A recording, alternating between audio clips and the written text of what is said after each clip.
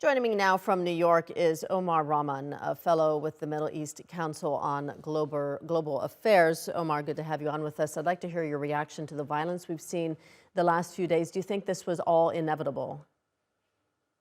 Well, the latest attack, the one that was mentioned in this report, I don't think we know all the details around it. And as your reporter said, there are some oddities there. But of course, this is all happening within a larger context in which you saw two raids on Al Aqsa Mosque, beating of worshippers during Ramadan.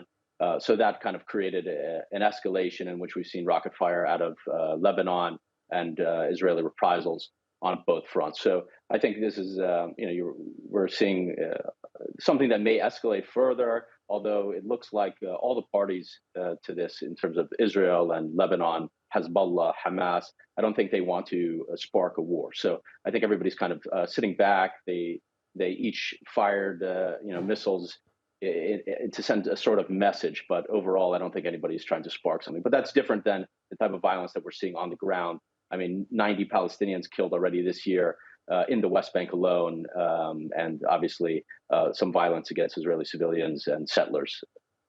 So do you think the worst of this has ended? Do you think the Israeli government will rein itself back in a bit now? It's impossible to say, but I don't think so. I mean, again, this has been happening for 2 years. Yes, last year was the deadliest year for Palestinians since the Second Intifada ended in 2005. This year has already surpassed that in terms of bloodshed.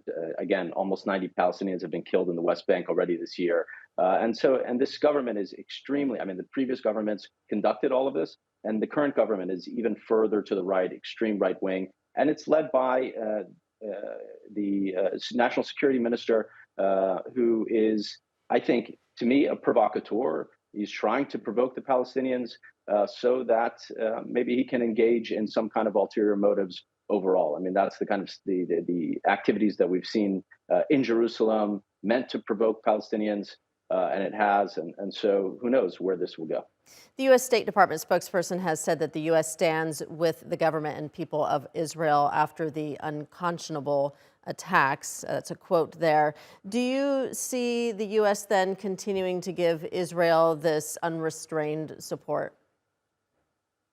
Certainly, I think if it deviated from that, that would be a major departure from what is a consistent backing and support for Israel, no matter what it does. No matter what kind of human rights abuses. Obviously, this was provoked by beating worshippers in a horrific scene that was captured on social media, and there was complete silence from the U.S. government after that. But then, as soon as an attack happens on Israelis, then suddenly the United States pipes up and it backs Israel in whatever it chooses to do. So I don't think there will be any kind of deviation from that. I would be surprised, especially with the Biden administration. Omar Rahman joining us from. Thank you for your time.